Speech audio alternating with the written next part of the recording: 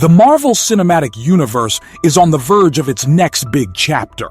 With the Fantastic Four set to arrive on July 25th, 2025, all eyes are on how Marvel's first family will make their debut, especially since they're facing the planet devourer, Galactus. But while everyone is looking to the stars for a world-ending threat, I think the real danger, the true architect of the entire Multiverse Saga, is someone else entirely. The real threat isn't coming with cosmic hunger, it's coming with genius, ambition, and a will of pure iron. Everyone is understandably focused on Galactus as the villain of the Fantastic Four movie, but what if the film's biggest bombshell is being saved for the post-credits scene? We're going to break down the theory that a final stinger won't just introduce Doctor Doom, but will position him as the true mastermind of the MCU's next saga, leading right into Avengers Doomsday. This isn't just about teasing another bad guy. This is about the perfect strategic placement of the MCU's next Thanos-level threat. A character so important that his arrival has to be absolutely perfect. And I believe Marvel has been laying the groundwork for this reveal for a while, using a playbook they've already mastered. Forget what you think you know about this movie. Its real purpose might be to act as a prologue for the reign of Doom. So let's start with what we actually know. Director Matt Shakman has been pretty direct in interviews. When he was asked if Dr. Doom is in the movie, he said, "Doom is not a part of my film, and therefore not a part of my purview."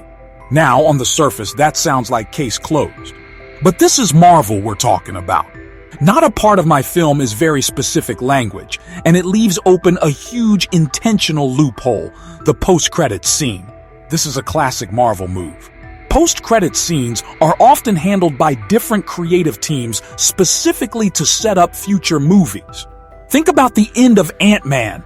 That post-credit scene was literally just a clip from the next movie on the slate, Captain America: Civil War. More recently, there are even strong rumors that the post-credit scene for Thunderbolts wasn't directed by that film's director, Jake Schreier, but by the team behind a future Avengers film. This allows a director like Matt Shakman to tell the complete truth. Dr. Doom isn't in his movie, but a scene setting up a future Avengers film and featuring its main villain could easily be attached to the end of his. It's a classic piece of Marvel misdirection, letting them keep the surprise without technically lying. And honestly, a strategy like this is necessary. Kevin Feige and the people at Marvel Studios get how important a character like Victor Von Doom is. He's not just some monster of the week. In the comics, he's the ultimate rival to the Fantastic Four. A man whose genius rivals Reed Richards's, but is matched only by his ego. And he's so much more than that. He's a scientific master, a sorcerer who could give Doctor Strange a run for his money, and the ruler of his own country, Latveria. This is a man who has challenged gods and literally reshaped reality. You don't just shoehorn a character like that into the final act of someone else's story. You give him the entrance he deserves. You build him up. Remember the Infinity Saga. We first saw Thanos in the post-credits scene of the Avengers back in 2012.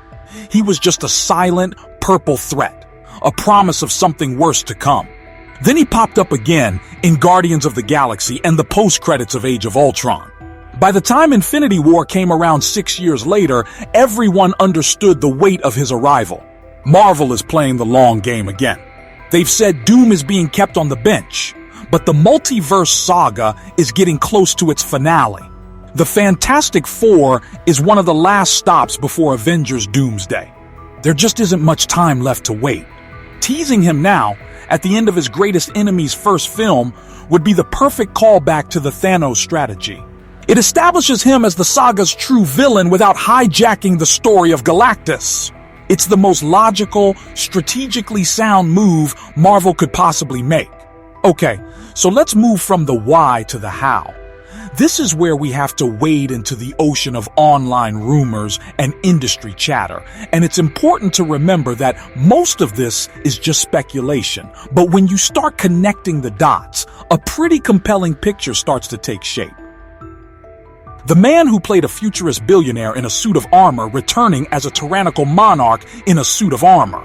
It's not just stunt casting, it's a thematic grand slam, creating a story that instantly gives Doom a sense of fallen grace. It's one that has captured the imagination of fans, and it speaks to the level of actor needed for a character this complex. So how could this tie into the Fantastic Four?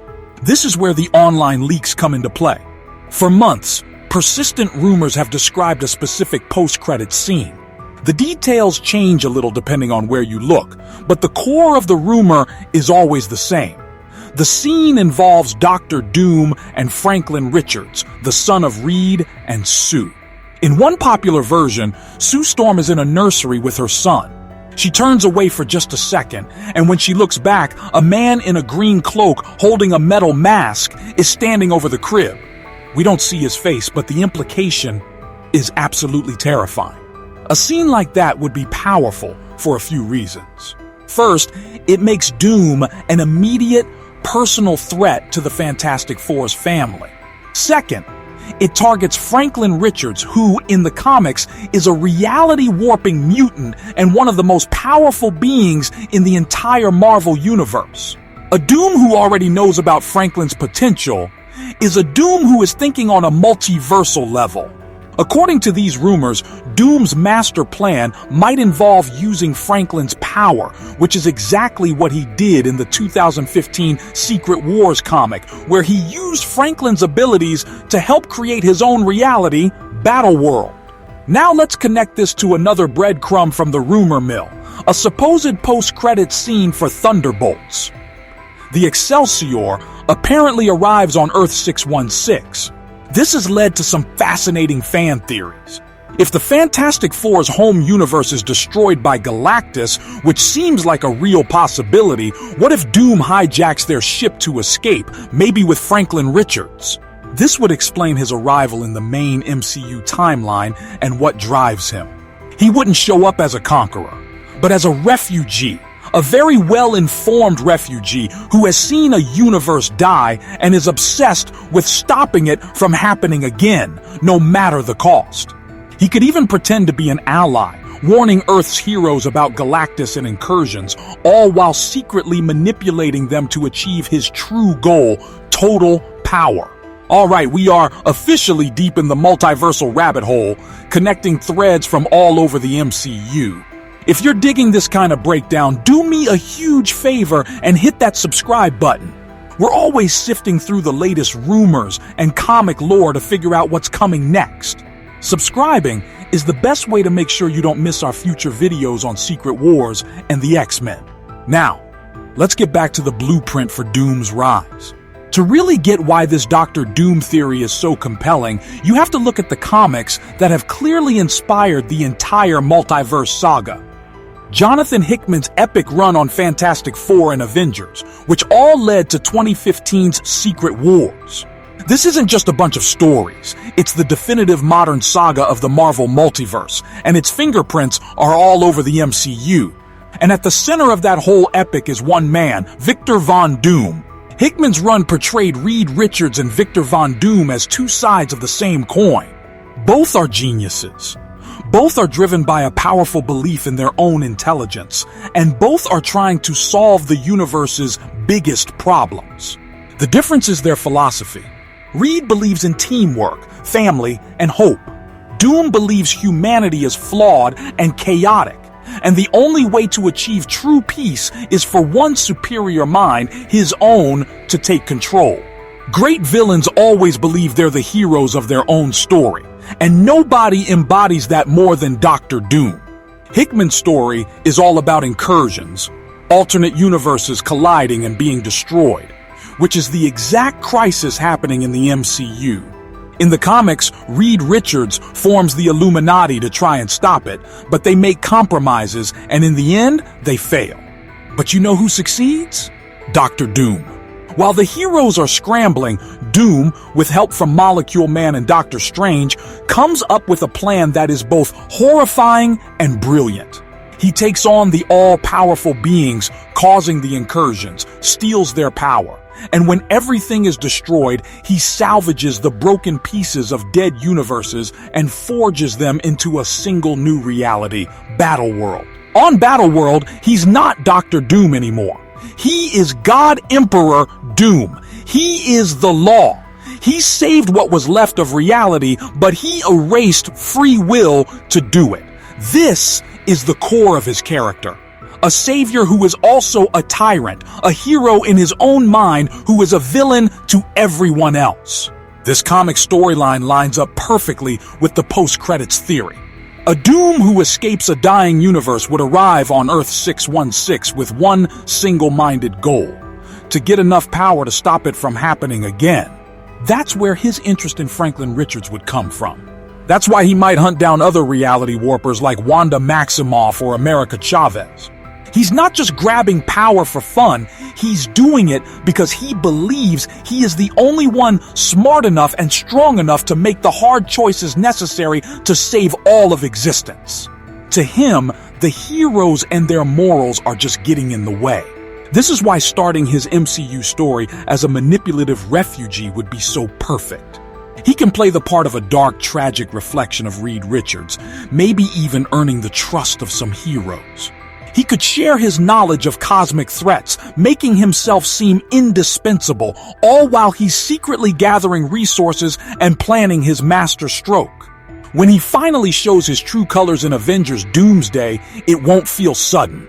It will be the final move in a long game that began the moment he first appeared in the shadows of a Fantastic Four post-credits scene. If this theory, or something like it, actually holds true, it completely reframes the rest of the Multiverse Saga. The focus would shift from a chaotic force like Kang to a single, brilliant, and terrifyingly personal antagonist. It gives us a clear road to Avengers, Doomsday, and Avengers Secret Wars. Let's imagine that road. Doom arrives on Earth 616. He's a king without a kingdom, but he has his mind, his magic, and knowledge of a universal apocalypse. The Fantastic Four, if they also escaped, might vouch for his genius, even as they warn everyone not to trust him. He could become a shadowy advisor, pushing for extreme measures to fight the incursions and telling everyone that their half measures are doomed to fail, just like they did in his reality. His main goal would be getting more power. We talked about Franklin Richards, but think bigger. In the comics, Doom's power is a mix of science and magic. We could see him hunting for magical artifacts from Kamar Taj, or trying to reverse engineer technology from Wakanda or what's left of Stark Industries. There's even a fan theory that a version of Doom played by Robert Downey Jr. might literally try to become the new Iron Man, twisting Tony Stark's legacy into something much darker by arguing he's the only one fit to protect the world now. Avengers Doomsday then becomes the movie where the heroes finally figure it all out. They realize the ally who was helping them has actually been setting them up for his own takeover. The Doomsday in the title wouldn't just be about the multiverse ending, but about the day Doom makes his play. The end of that film could see him finally seizing the power he's been after, defeating the Avengers not with brute force, but with strategy, by being 10 steps ahead of them the entire time. That would lead right into Avengers Secret Wars, which would open on a world already changed, Battleworld. A patchwork planet made from dead universes ruled by God Emperor Doom. The surviving heroes would be fugitives in a world where Doom is God, and the entire movie would be a rebellion to overthrow a tyrant who thinks he's their savior. This entire arc, starting with a quiet and creepy post-credits scene, gives the MCU everything it needs for its next epic. It gives us a villain with deep personal ties to the heroes. It raises the stakes from the fate of one universe to the fate of all reality. And if the wild rumors about Robert Downey Jr. were to ever come true, it would create this powerful, tragic echo, forcing everyone to confront the shadow of Tony Stark's legacy. This path would give Dr. Doom the incredible introduction he deserves. So what does this all add up to? While Galactus is almost certainly the big threat in the Fantastic Four, it feels like the real main course is being saved for last. A lot of signs, from Marvel's own history with post-credit scenes to the persistent online rumors, all point toward a fascinating possibility. Victor Von Doom is coming, and his arrival could completely redefine the Multiverse Saga. Director Matt Shakman can be telling the truth that Doom isn't in his film, while another team quietly plants the seed for the epic finale in the movie's final seconds. It's a theory about a carefully laid plan to introduce a villain who is more than a match for the Avengers. A manipulative genius who might show up as a refugee only to reveal himself as a would-be god. The comic book blueprint is right there in Jonathan Hickman's iconic run, promising a conflict that will test the heroes in every way imaginable. This isn't just wishful thinking, it's about connecting the dots of a puzzle Marvel might be laying out right in front of us. The first step for the Fantastic Four may actually be the first step into the Age of Doom. But now I want to hear from you. What do you think about this theory? Do you believe Dr. Doom will get his debut in a post-credits scene? And what do you think of the fan casting of Robert Downey Jr.? Let me know all of your thoughts and your own theories down in the comments below. And as always, thank you for watching.